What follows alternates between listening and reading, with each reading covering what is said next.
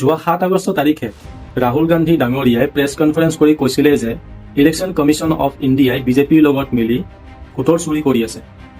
তেখেতে লগতে এইটো কথাও কৈছিলে যে ইলেকশ্যন কমিশ্যন বৰ্ড অফ ইণ্ডিয়াই কিছুমান ফেক ভোটাৰৰ সৃষ্টি কৰে আৰু এই ফেক ভোটাৰসমূহ বিজেপিৰ নামত ভগাই দিয়া হয়। विधानसभा और लोकसभा के बीच में जादू से नए वोटर आते हैं और जहां भी इन नए वोटर्स ने वोट किया वहां वोट बीजेपी।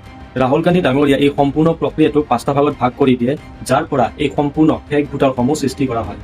প্ৰথমতে ডুপ্লিকেট ভোটাৰ সৃষ্টি কৰা হয়, মানে এজন ব্যক্তিৰ নামত বেলেগ বেলেগ ঠাইত বিভিন্ন ধৰণৰ বেলেগ বেলেগ আইডি বনোৱা হয়। দ্বিতীয়তে ফেক আৰু ইনভেলিড এড্ৰেছ কিছুমানত বিভিন্ন ধৰণৰ ভোটাৰসমূহ এড কৰি দিয়া হয়। তৃতীয়তে এটা এড্ৰেছতে এটাতকৈ বেছি ভোটাৰ এড কৰি দিয়া হয়, যাৰ উদাহৰণস্বৰূপে বেংগলোৰত এটা 10 স্কুৱেৰ ফিট ৰুমৰ ভিতৰত 80 জনকৈ ভোটাৰ এড কৰি দিয়া হৈছিল। 4 নম্বৰ, কিছুমান এনেকুৱা ভোটাৰ এড কৰা হয় যাৰ প্ৰপাৰ ফটো আইডিখন নাথাকে আৰু থাকিলেও এই আইডি কাৰ্ডত থকা ফটোসমূহ ব্লাৰ কৰি দিয়া হয়, যাৰ ফলত তেওঁলোকৰ আচল চেহেৰাটো বা আচল মুখখন কোনো ধৰিব নোৱাৰে।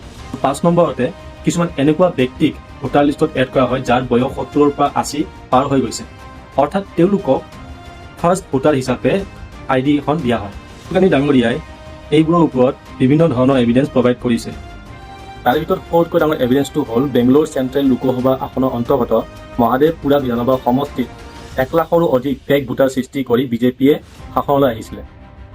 ৰাহুল গান্ধী ডাঙৰীয়াই ইমানলৈ দাবী কৰিছে যে যদি ইলেকশ্যন কমিশ্যন বৰ্ডে ইলেক্ট্ৰনিক ভোটাৰ লিষ্টখন দি দিয়ে তেনেহ'লে তেখেতে এইটো প্ৰমাণ কৰি দিব নৰেন্দ্ৰ মোদী ডাঙৰীয়াই জালিয়াতি কৰি ইলেকশ্যন জিকিছে।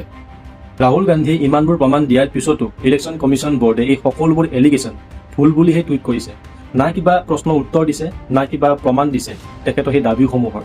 ওলোটা এই সকলোবোৰ এলিগেশ্যন ইলেকশ্যন কমিশ্যন বৰ্ডে মিছলিডিং বুলিহে প্ৰমাণ কৰিব বিচাৰি আছে। তেওঁলোকে ক'ব বিচাৰি আছে যে তেওঁলোকে একো ভুল কৰা নাই বা তেওঁলোকে একো গাফিলতি কৰা নাই। ইলেকশ্যন কমিশ্যন বৰ্ডে ওলোটা ৰাহুল গান্ধী ডাঙৰীয়াকে তেখেতে লগোৱা এলিগেশ্যনসমূহ যে সঁচা সেই বুলি এফিডেভিটত চাইন কৰি দিব দিছে। কিন্তু এনেকুৱা নহয় যে ইলেকশ্যন কমিশ্যন বৰ্ডৰ এই গাফিলতি ৰাহুল গান্ধী ডাঙৰীয়াই পোনপ্ৰথমবাৰৰ কাৰণে সকলোৰে আগত কৈছে। ইয়াৰ আগতেও দিল্লীৰ পূৰ্বৰ CM কেজৰিৱাল ডাঙৰীয়ায়ো এই ফেক ভোটাৰসমূহৰ কথা সকলো মিডিয়া চেনেলৰ ওচৰত ইনফৰ্ম কৰিছিলে। इन्होंने एक ही विधानसभा में शादरा में 11,008 वोट काटने के लिए एप्लीकेशन। আৰু এই এলিগেশ্যনসমূহৰ ওপৰত ডিপেণ্ড কৰিয়ে ইণ্ডিয়া টুডে নামৰ নিউজ চেনেলটোৱে গ্ৰাউণ্ড ৰিপৰ্ট আনিব গৈ এই সকলোবোৰ এলিগেশ্যন যে সঁচা এইটো প্ৰমাণ কৰিছে।